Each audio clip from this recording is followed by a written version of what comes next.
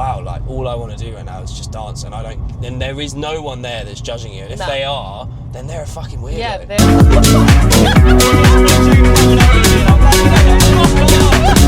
Welcome to Dust Bowl Decks, where every song sounds better with a story.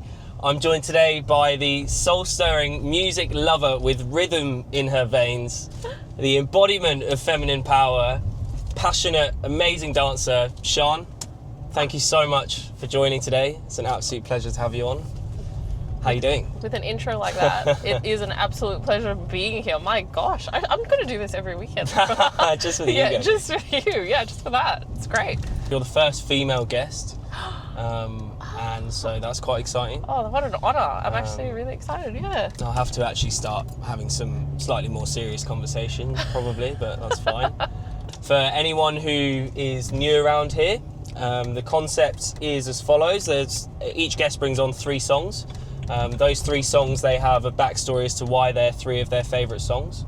We have a bit of a discussion as to those stories, and then we play the song, and we either sing along or sit in silence, in awkward silence, whatever feels right. Without further ado, Sian, what is the first song that you've brought into the journey today? Oh, I was really torn with this song because I really wanted it to be a new song for you, but I know you're laughing because you know, but I couldn't not have this song on here, so that's why. It's a song by a South African lady called Brenda Fassie, and it's called Vulindela. Yeah, and you're very aware of the song. I am, and I'm so glad you brought it up, because when you said you weren't, I was like, it's such a good story. Yeah, okay, so for people watching, why have you brought that song on? So this song is so important to me because it's actually it's like such a core part of my childhood, and then as a young adult it became really important as well, because it was actually the song to the outro, I guess you call it outro, for my nan's funeral. Yeah, and it wasn't what I expected. I'm assuming, I still haven't asked my dad, but I just know that he must have picked it with my aunt. Yeah, but she was an amazing woman, and just that added to the fact that I just love the song, and it's part of my childhood because you'd hear it at the family gatherings.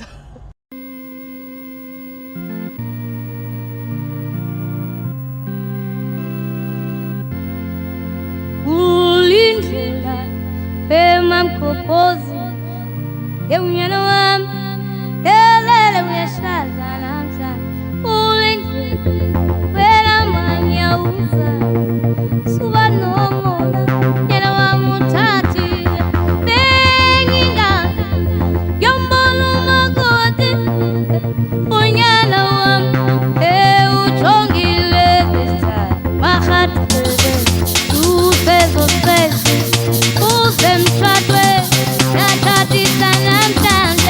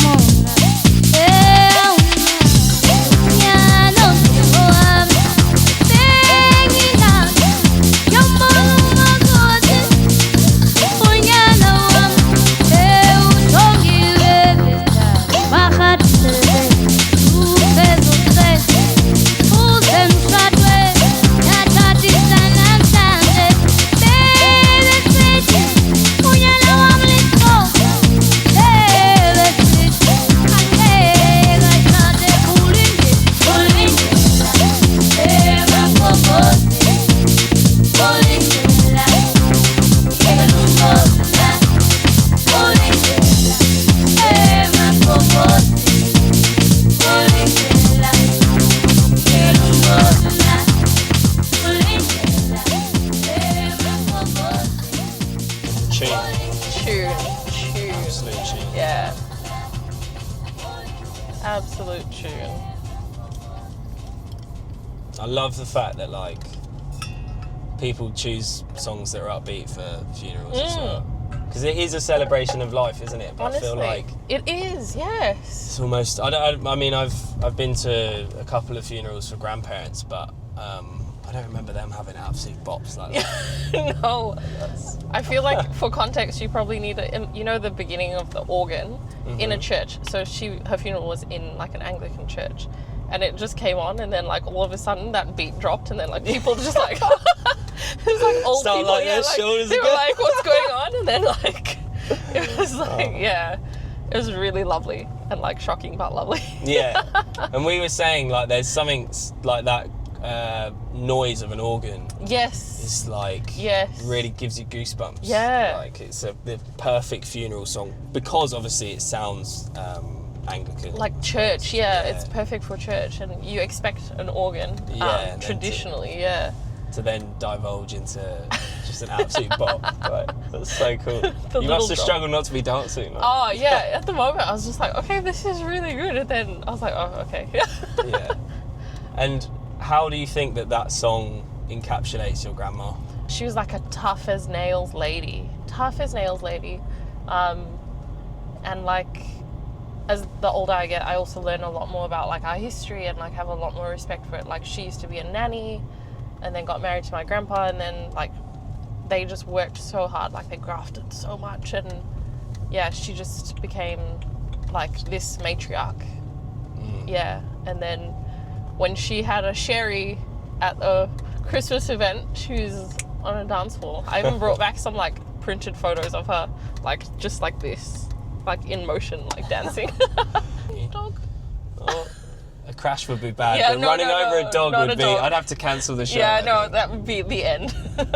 So, Sian, what is the second song that you are bringing into the journey today? So I'm gonna space it out because I'll tell you about the other song. But this song has had a love relationship. Okay. Yeah.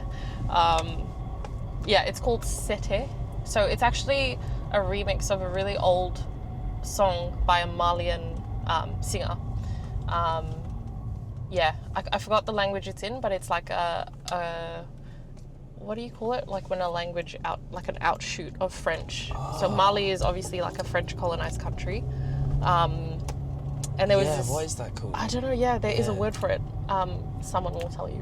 Hopefully. Yeah, but it's like now become like this really Afro fusion. Oh my god, Afro fusion tech house song. Wow. Yeah. Sounds good. And I found it. I came across it 3 years ago when all this my journey was starting. And it has a big story around it. But yeah. Okay. Well, what is the big story around it? Do we want to know that before or after? Actually, I'll tell you. Yeah. So I heard this song at an event. I was with someone at the time, and we were, I think, like we were seeing each other at the time, and we had this like amazing friendship that grew from like music and events. And we went to this event for the first time together, and we heard this song, and we just like, it was just really beautiful in that moment. And then obviously like as time went by, we were seeing each other for a while, and that didn't really go the way I wanted it to go. And I thought, okay, we'll be friends, but he just wasn't like at the time ready for that. So I think it was more of a situationship thing. Sure. And then it just hurt a lot to hear the song, and it was this amazing song. And every time it would come up on my playlist, I would just change the song because it would just hurt so much. But then I don't know what happened or what clicked with me, but I think I just finally was like, that was an amazing time. Like I have so many amazing memories with this person, and they're not sad. They're just really fun. They're so good. And this song from that event was one of my favorite memories, and it just completely changed my thinking. And now I'm just like, why did I ever stop listening to this song? So, yeah. So it sounds a bit like a chicken and egg moment of like, did the song spur you on to let go of the grief from that relationship, or did letting go of the grief from that relationship allow you to enjoy the song again? Letting go of the grief allowed me to enjoy the song again. Yeah. And to revisit the memories with that and really be like, oh my God, what a great night. Oh my God, this happened. I saw this other person. I just completely like, humans, we just block stuff off that we just don't want to think about. Yeah. Yeah, it starts like... Keen. Yeah. I'm keen for that. Hang on, wait, let me... I want to hear the... I know. All right, skip to the start. Skip to the start? Skip to the Not start? I don't think it's skip. Go to the Rewind to the start. Okay, And then full volume, bang. It's I'm at so the keen start. for this. It I haven't starts heard with a any bang. Yeah, right. Okay. Sick. Yeah, So do it. ready? Yeah. No, we missed the bang. Wait, shit. Go back, because that Why wasn't the does it... start. Okay, hold on. Yeah. Why does it do that? Okay. Okay. Yeah. Okay, wait, we're gonna have to start it like this. Okay.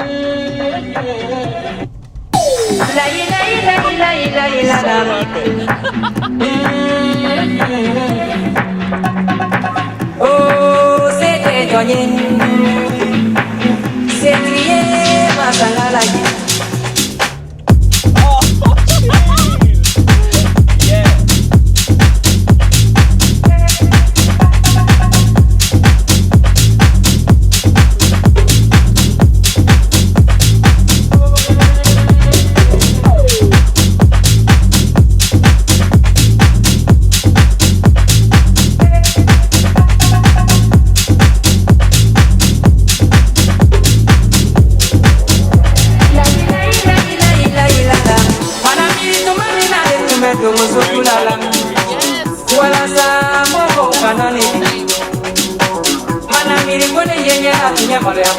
I'm gonna add this and mix it.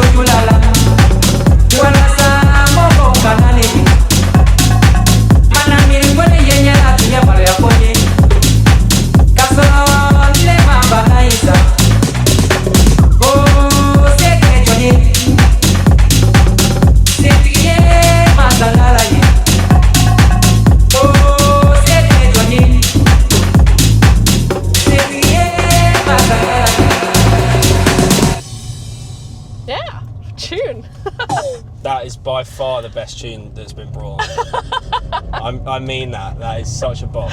It is such a bop. It's just I enjoyed that. the energy is so good on that one. Yeah. I can't wait to DJ that as well. Oh, yeah. That's so sick. Yeah, it's so good. I feel like through the Bose headphones, that's going to go it's on. going to really be the best. Yeah. What do you think was the catalyst for... I think it was definitely, it was time. I'd say two things. So number one would have definitely been time. And the second was, I think, a little bit of growth, like self-growth, like maturing myself. And just understanding that people do come in our life for whether it's small phases, and they bring really good things. And yeah, me maturing to know that that was like a moment and I can't hold on to it, and we can't hold on to everything forever. Whether it's like sadness, grudges or whatnot. And I think I was mature enough to know that I was a lot more emotionally intelligent at that point and that person wasn't. And that I can't blame them for that. That's just not their fault, you know? So I'm holding on to something that the other person doesn't really know exists. Yeah. Which I never thought of until I had really like sat and done a lot of like healing with myself. Yeah. Crazy thing. Feelings. Yeah. And was there, because obviously you said it was, this relationship came up at a time where you had really began to let go in Australia and find amazing communities and you know, this place where you're listening to this song, Saluk, did you say? Yes, yeah. And so when that relationship not ended, but well, I don't know if ended is the right word, but when it changed, was there a level of anxiety about the fact that you then didn't have that relationship? Yeah. And did this song almost, I don't know, did it make you feel any level of not just like hate, but like a bit of like uneasy and like anxiety and did it? I don't. You can say no if it's no. But 100%.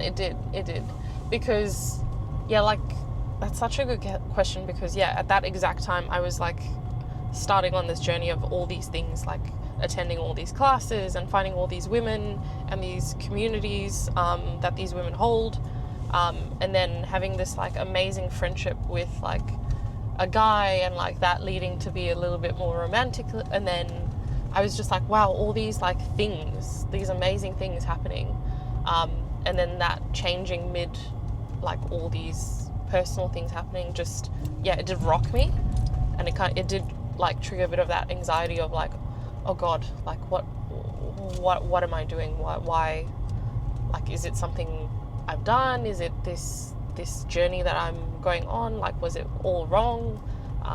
How could I enjoy like all these different aspects of life? And and you spent so long, not so long, I mean you've done it in a great amount of time. Sorry, that sounded really judgmental, but no, you spent, you know, it's taken you, which very naturally, because it's hard to do, you know, that X amount of time to get to a point in your life where you're finally like free of all these things, and then suddenly a big thing changes, and then there's like this moment of, oh shit, like, I know, am I going to revert back to my old self? And for me, that's been quite an anxious feeling, and some of the music that I used to listen to I don't listen to now. I think part of that is because it makes me feel anxious about the person I was.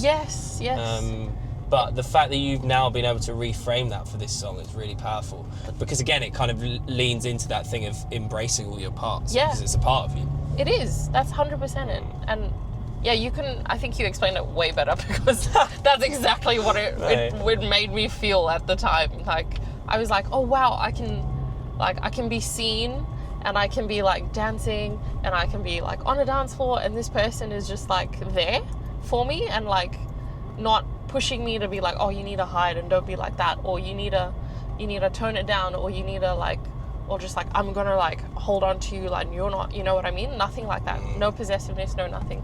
And I was like, oh my god, this is so amazing. Someone who's just like here to like be happy and embrace this feeling, and he's just like, oh yeah, do whatever, like, you know.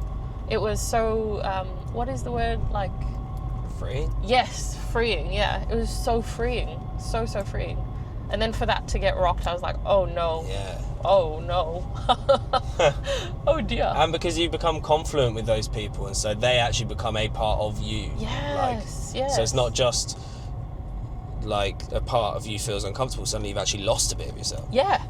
It genuinely did feel like I lost this piece of me, and I had to realize, it's actually, that's not what happened. I actually really gained a lot from that experience, and just looking at that from a different lens. Yeah. There's just so many people doing so many amazing things. It's ridiculous. I was saying to Charlotte, like, the fact that all the different things that you can do in Perth, Yeah. and all the different ways that, you know, we were discussing before we were recording about how you can go and do things not alcohol induced, Yeah. and still have like all these dopamine moments and these amazing experiences. It's The amazing. opportunity is like, it really does feel special to this location. Yeah. I don't know if that's true because I know from my comparison from the UK, but to end up doing the dancing at Blazing Swan that you were doing, Yeah. in front of hundreds of people on a stage with incredible lighting.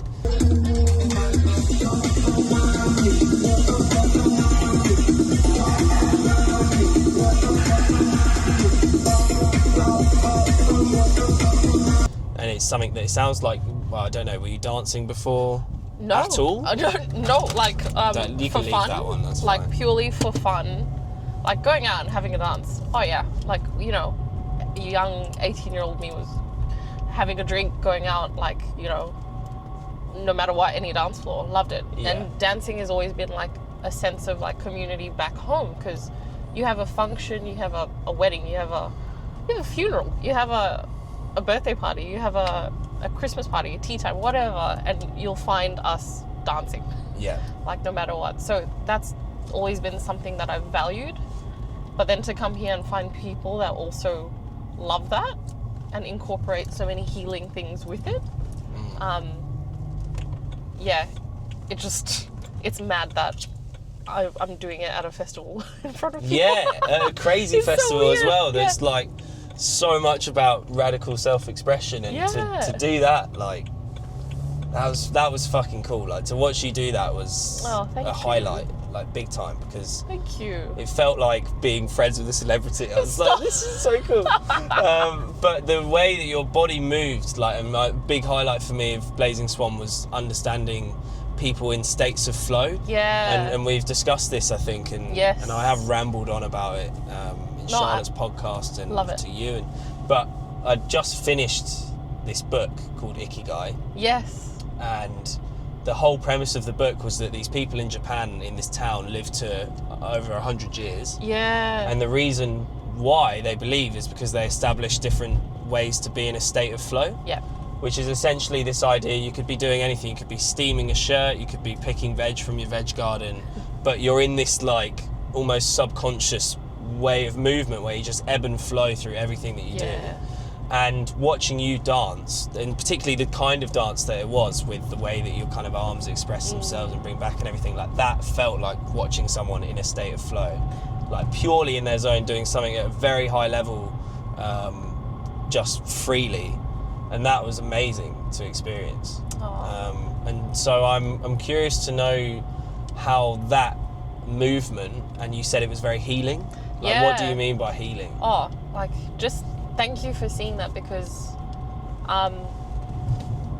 I guess, like, I've done classes with a really amazing woman called Jade, and she's just like, when I walked into one of her classes, I was like, oh, this is just going to be like a dance, I'm just going to do like that, but it was so much more, because it's more of like, we sat down in a circle of women and really just like breathed, shared space for each other, and connected to like different parts of our body, our mind, and sensuality, because it is part of like our human body, and it really helps us like live and thrive in different ways. And it made me understand like that piece of me as a woman, and like it allows us to move, and we need to get out of our mind to allow our body to do what it needs to do. So that was pretty much, that's it. Getting your head out of your head, getting out the way of yourself, and just allowing it to flow, and then connecting your touch, your breath, everything, just every sense in your body, and just allowing that to flow, literally flow freely. It's more like, when you meditate and you find that center, that's pretty much it. That's the best way to describe it. Yeah. That's a good description. Yeah, it's just so amazing to watch that happen, and like, it is flow, like that is the word, because and with dancing, like, you were literally flowing. Yes, yeah. And so to see that, and particularly because it's such a spectacle at Blazing Swan, like, with the music and the lights and the fact that all the colours, like, where else do you see that many colours? Like, it was just amazing.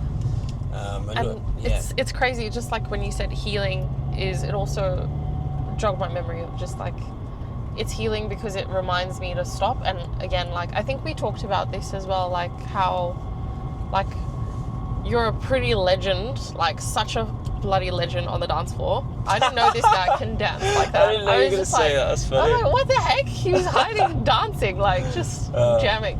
But how you like, you used to be worried about like, I'm cringing now. Yeah. No, don't. You were worried about like, how do I look? But like, that for me was like, I had that same fear for the longest time. And I think with women, you find like, you can't be free because it doesn't mean something. Is it showing someone something that you're not meaning to? Is it leading people into thinking something about you, or like leading men or whatever? But it's about getting out of your head and like allowing your body to feel, and like whatever, like in a positive way, whatever's supposed to come in to your field, you're able to hold that energy, and it's not going to like attract anything that's like detrimental to you. But it's healing for me to be able to allow myself to get past all those like roadblocks of like, oh my gosh, am I looking this way? Am I attracting attention? And I'm like, so what if you're attracting attention? Like, that's not on you, that's on the other people. That's, that sort of thing. Yeah, to be honest, I hadn't even thought about that before. Like the fact that there's this patriarchal idea of like blokes watching, if somebody's like, twerking is a very obvious way of saying it. But it's sexual, and it's sexual because someone's asking for something. Exactly. Like, when obviously it's just this freedom of expression. Yeah. And that would be very challenging. And then tie that into the shame that comes with dancing if you don't feel, particularly confident in that movement. Exactly. Then you're going to struggle to find environments to dance. And then tie that into not just getting absolutely shit-faced. I mean... Yeah. That's a recipe for disaster, really. And that's the thing, is because we rely so much on, again, we're going obviously back to like the alcohol talk, but when we're younger, we rely so much on alcohol to get us past that fear phase, that we end up becoming so like messy. And then obviously you attract the wrong energy in those spaces when you are wanting to be freely dancing and whatnot. So I've just found like the less alcohol involved, the more I can like easily get into that state of flow and really connect to like my body, my heart space, and my mind can just allow. Dance is just, like you said, state of flow. Men move as well. It's amazing to see men move at Blaze. Like, well, I feel like I dance like a woman as well. Like, this is part of my shame about it, is that I'm like, that one of my, can't sound like an absolute player, but my ex-girlfriend, she taught me how to dance, and it was probably my favourite thing about her was the fact that she could fucking move. Just dance, And she taught me it's like 1-1-2, 1-1-2 with hips. Yeah. Like, this is like, or how you kind of, Yeah, you move. And that for me was like biblical. Yeah. I was so shit at dancing before that it just felt like suddenly I'd put on these dancing shoes and I was the fucking dog's bollocks at dancing. Which obviously I wasn't. But like, I then that's the only fucking move I do. And so when you said I was good at dancing, I'm good at that one-dimensional dancing, other than kicking my leg out. I like doing that thing. Yeah, you do that. But so, yeah, where was I going with that? Was that that feels quite feminine, but actually, like, it's just dancing is like an expressive thing, and I think because of ideas about women and dancing and what that looks like, it's become like over sexualized with people and all of those things, when actually it should just be a freedom of movement. 100%. And like when I'm like, particularly at Blazing Swan, I just felt like dancing. Like, and that was it was the biggest highlight of that experience, because it was like, wow, like all I want to do right now is just dance, and there is no one there that's judging you, and if they are, then they're a fucking weirdo. Yeah, they're weird. Like they're in the wrong place. Yeah. And that was so powerful. The theme of a lot of the conversations I've been having is about how we have all these parts, as you say. Like everyone is made up of so many different parts of, you know, some parts are enthusiastic or some parts are sad, and it feels, initially for me, it has felt uncomfortable. Certain parts have felt uncomfortable, and so I've then, as you say, you annihilate yourself for those parts. Like you say, that part's bad. But as soon as you start embracing those parts, you get, as you say, closer to that state of flow, which is just like feeling good, feeling happy, feeling movement, feeling everything you want to do. And yeah, to see that in a dance and depicted like so beautifully, and like there's clearly theory behind the dancing that you're doing. Like, it's not just someone on a stage like going like, oh. Like, you can see that there's that it's a community as well. You can see the community aspect of the dancing, and how the sum is greater than its individual parts. Yes. And so that was just such a pleasure to watch. Yeah. And I imagine, trying to tie it back to what we were discussing about your grandma and home. Yeah. Like, feeling all those things, like you're reconnecting with your family and your culture and all, you know, those 100%. Parts of yourself that exist through that dance, and so that's why it's probably even more powerful for you. Yeah, 100%. For me, it just like, it makes it feel like home, very much like home, and just like the fun of like women being around women, because there's a lot of women in my family. Yeah. Okay. Yeah. So. And powerful women. Yes, very powerful women. Yeah. Fiery. Yeah. I say. Yeah. Fiery as well. Yeah. No, cool. It's Awesome. been good connecting that part, being so far as well. Yeah. No. Cool. I was like thinking on the mic when you're playing the song, I was like, no. I was like, oh my god. Oh no. I'm putting that in. Oh, that's making the cut 100%. I'm so off tune as well. I'm not made for singing, dancing, maybe, but not singing. You know when you hear yourself singing back and you don't sound how you thought you sound? And I found out the other day it's because there is a science behind it and I don't know it. I was about to try and describe the science, and then I'm actually going to admit I don't know. Oh, okay. But essentially the noise that you hear in your head is actually different to the noise that comes out. I can believe that. And so I've for a while thought, do you know what? I'm all right singing. Like, I'm not half bad. And whenever I hear myself back, I'm like, oh my god, like I'm really not. Which is a shame. No, but, I know I'm not good because I can hear it myself. Well, maybe it's the opposite. No, I can times 2. Not good. That's all I can describe. Yeah. Sorry, I just splashed my face. Oh, that's how bad I am. So, Sian, what is the third and final, regretfully final, because it's been good fun. It's so fun. The final song that you're bringing on the journey today. So the reason I wanted to space it out is because this song actually is also related to family. It's by this Afrobeats artist called Joe Boy, and I was really torn because I love Burna Boy. You've probably heard of him. I have. Love him. Wanted to pick one of his songs, but they're all amazing, and this one had a bit more like feeling for me. So it's called Baby, and the reason I picked it is because this song came out when I went to Italy with my family, and it was the first time my dad, his wife, her daughter, who is my stepsister. So, weird story, but my dad was married to my stepmom right now, Francina, as I was like a child. I've known her all my life, and I've known my step-siblings all my life. And then they broke up, and then it was really weird. Getting the right lane. It was really weird, and then they actually ended up getting back together. Okay. And then, so it was like we were family, weren't family, then we were family again. So this was our first family holiday together since all of that, and it was just, my sister, she's like imagine me, but times 100, like Wow. loud and like Okay. like that, yeah. Which I love about her. It's amazing. And she had just had her daughter, so I was meeting her daughter for the first time. Oh, that's cool. And she played the song, and we were in Italy at this Airbnb. All of us in one house, mind you. We haven't shared a house in like 15 years, and we were all together as grown-ups as well.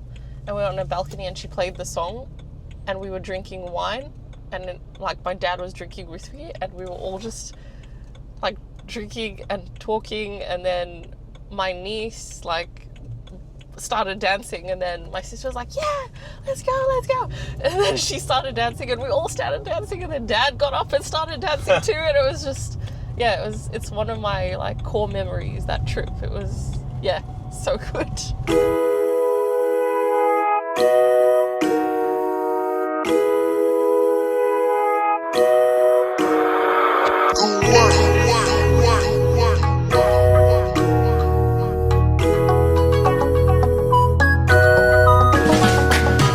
What have we do to get your love? Girl, I don't give you all I got, but it's not enough for you. Show you fire me, catapult of you. Now I be say I don't be getting enough of you. Yeah, waiting me down, nothing I can't do for my baby, my baby. Anytime when you need me, come through. My shawty, wallet. Waiting me down, nothing I can't do for my baby, my baby. My shawty, go they kill. My baby, my baby. Baby, say you there for me, as I there for you. Baby, say you there for me, as I there for you. Yeah, waiting me down, nothing I can't do for my baby, my baby. Anytime when you need me, come to me, my shawty, wallet. Waiting me down, nothing I can't do for my baby, my baby. My shawty, go they take. My baby, my baby. What you wanna do, girl, where you wanna go? Cause anywhere you go, girl, I go follow, go. Cause I like the way you back it up, the way you go down low. And that's the reason they be hating on you, baby, you the baddest. Step on the dance floor and show you madness. I'll be a king, you be my royal highness. Shut up at the girl, damn, you are the flyest. Baby, say you there for me, as I there for you. Baby, say you there for me, as I there for you. Oh, no. Your boy born dead.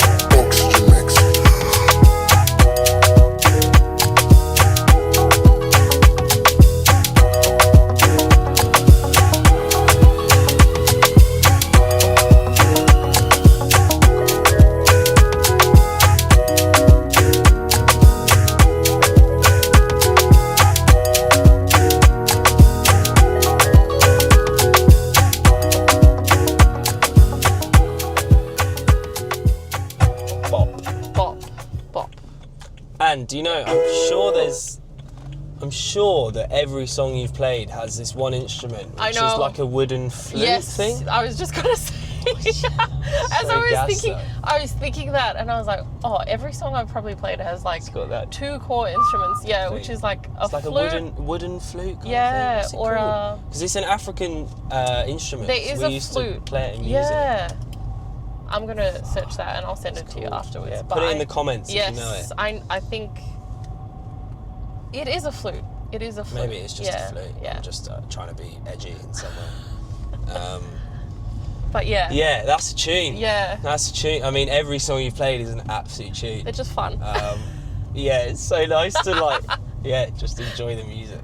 Yeah. Great choices. Yeah, I could just picture like your dad like Yeah, getting Dad, up off like his a bop, seat I and know, being like, and he's not a Like, dancer. come on, Dad's Pat, but pretty. then he's just like- he's pretty stiff. He's very tall and lanky like me, and then he's just like, yeah. yeah. I've got a few questions. Yes. One is, my dad left my mum when I was about 1 year old.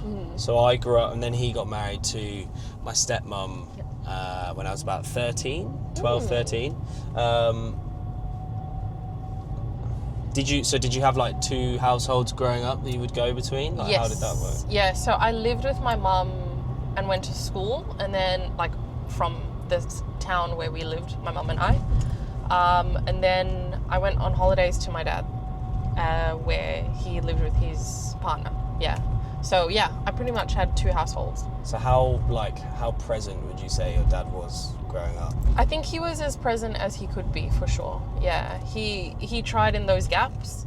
I think their relationship, like my mum and my dad, was very, like, I think difficult, but I think he tried to be present, and he like did the things of a provider would try to do.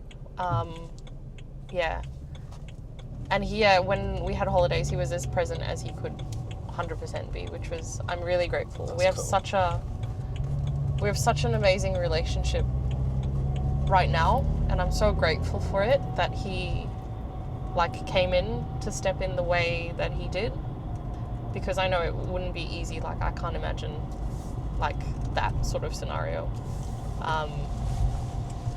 But yeah, I'm really close with him and that part of my family, so it's really good. And his wife, I love her to bits. She's an eccentric lady, and I love it so much. She just says her mind. No breaks, no nothing. Yeah. Yeah. Cool. Yeah. And it took, in my family with my stepmom, it took a long time for me and my sister to get over the fact that she's not our mother by birth, and to let go of that resentment of her for almost taking my dad away from my mum. Of course, that wasn't what she did. But I think as a child you feel that way though, because you see other people, right? Did you see other people's parents and be like, oh, why? You've imagined this perfect childhood, with other people. Oh, what's going on there? Dear. And so my question was going to be, how did your stepmom play a role in bridging that gap, or did it happen naturally? What would you say? I think she was so lovely in the way from the beginning left. The way that she handled it was like, she always used to say that, remind me, like, I'm not your mum, but I am here for you, like, in any capacity that you want or need me. And she always said, like, reminded me, I'm never ever replacing your mum. And like, whatever you need from me, I'm here to give it. Whatever you don't want from me, I'm here to not interfere. And I think she made it really important that, like, she made it very important for me to build a relationship with my dad. And I think that's very special. That's the bit that I was interested in most, because, sorry to cut you up. No. But in my family, my stepmom facilitated my relationship with my dad becoming much closer. Yes. And through that, I gained such a deep love towards my stepmom for seeing how she did that. And then you acknowledge, okay, well, actually, this works because it, like, my stepmom facilitating this relationship, like, this makes sense, that this is why my dad is with someone like this, because he almost needs someone to do that to be able to, like, really father me and pull a family together. And so stepmom, like, shout out to stepmoms, because it's quite a hard hat to wear, I think. It is. It's really interesting because my stepsister is now in that position where she's a stepmom, and she's really relying on her mum, my stepmom, to, like, guide her through that, because it's so challenging. It is so challenging. Like, you want to care for these kids and, like, be whatever they need for them, but it's just so hard. I can't imagine. Like, kids are going to feel what they're going to feel, and everything they feel is valid, you know what I mean? So you can't.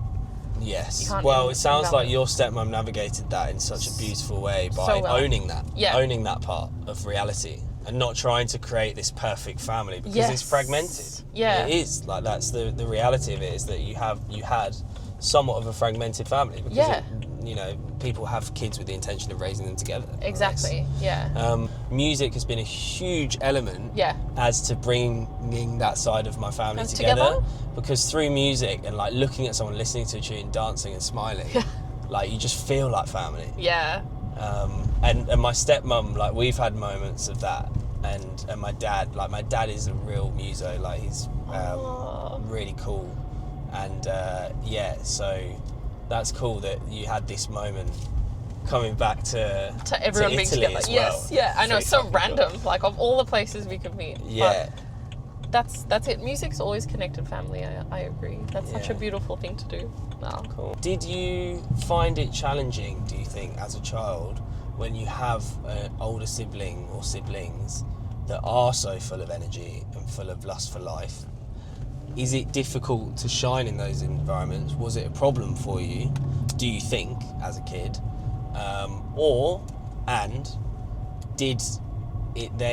Did they then act as these role models which allowed you to embrace those kind of parts of yourself? That's so interesting because I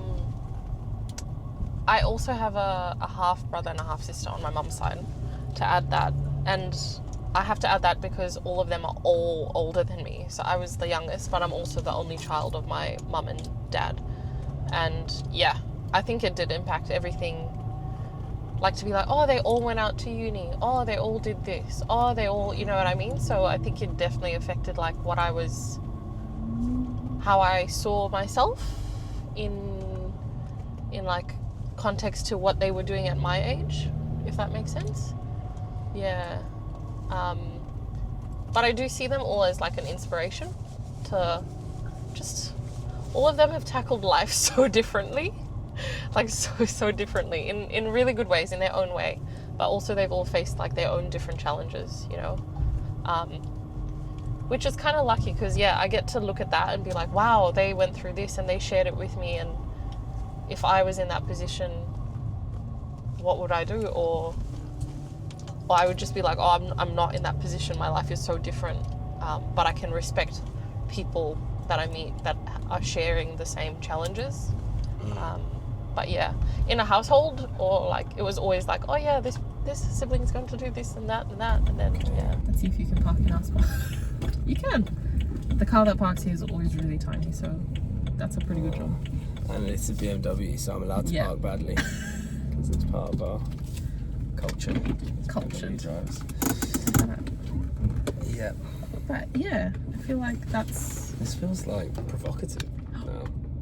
Why? It was like, do you see it? It was like Oh no. no. That's the ending that everyone's hoping I'm for. so sorry, guys. Shows who should be on film and who shouldn't be. Yeah. It's been an absolute joy. It's been so fun. This was so fun. Honestly, I would do this like for 3 episodes. Oh, Good. Thank you so much. I'll definitely have you back on. You smell so nice. Thank you. I'm not the one going on a date though. Fucking, I don't smell nice, so I should go and have a shower You too. quickly. You're fine. This was fun. Yeah. Thank you for inviting me. Thank you for bringing absolute bops. Like I've enjoyed the stories and the music from people that are brought on, but I've not like felt like a need to dance as much as I did today. Yeah.